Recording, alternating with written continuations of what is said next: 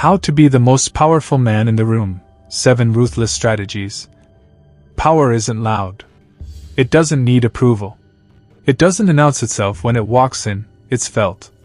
A man who truly holds power doesn't chase eyes. He commands respect. So if you want to be the most powerful man in the room, not temporarily, not by pretending, but by becoming, then burn these 7 strategies into your mind. They're not for the weak. They're not for the emotional. They're for men who are done negotiating with mediocrity. 1. Master the art of controlled silence. The loudest man in the room is rarely the most powerful. He's compensating, trying to prove something. But the man who sits in silence, observing, calculating, that's the one you need to watch. Power is felt in restraint.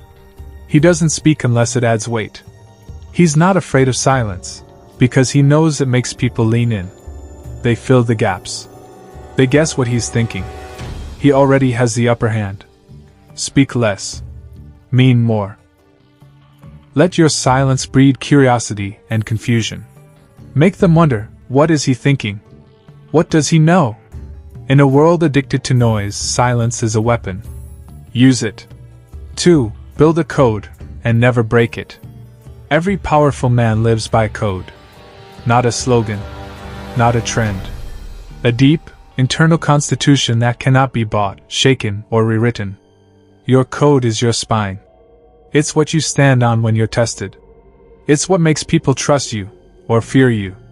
Most men fold under pressure because they have no code. They chase validation, women, attention, quick dopamine. But a man with a code is unshakable. He knows what he stands for. He knows what he'll never tolerate.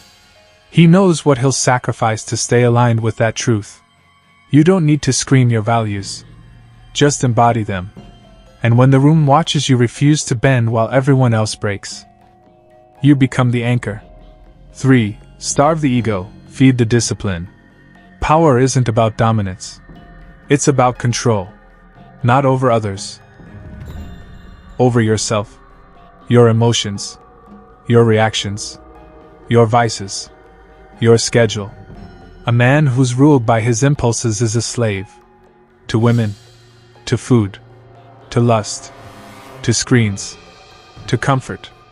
And deep down, everyone around him senses it, even if he hides it well. But a man who's disciplined? Who can delay gratification? Who can say no to weakness? Who can suffer without complaint and still execute? That man becomes untouchable. Discipline is your proof of power. You don't need to say you're dangerous. The fact that you're not controlled by urges makes you dangerous by default. 4. Own the room with presence, not performance. Stop trying to impress. Stop over-explaining. Stop performing. Presence is earned in solitude. It's not your clothes. It's not your status. It's the energy you've built in the dark, from hours, days, years of doing the work no one saw. You walk into a room differently when you've battled yourself and won. When you've fought addiction and beat it. Failed publicly and kept rising. Trained when no one cared. Bled for a vision only you believed in. People can feel that. They don't know why, but they feel it. That's presence. That's power. 5. Ruthlessly control what you consume. You are not above your inputs. The music you listen to. The content you scroll. The people you follow. The food you eat. The conversations you tolerate. All of it shapes your mind, and if your mind is weak, you're finished before you start. Guard your brain like a fortress. You wouldn't pour poison into a Ferrari. So why fill your mind with gossip, porn, and pointless opinions? Every second you spend consuming trash is a second you're not becoming sharper. A powerful man curates his environment with precision. He feeds his mind with war strategies, timeless principles, ancient wisdom, and clarity. He doesn't let the modern world soften him. He weaponizes it. 6. Kill the need to be liked.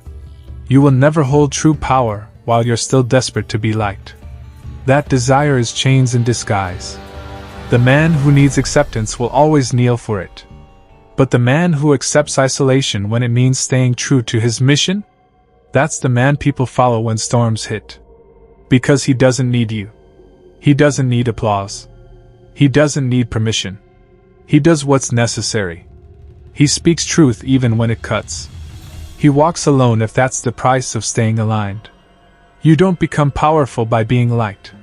You become powerful by being respected. And respect comes from one thing: conviction. 7. Walk with a purpose that would scare most men.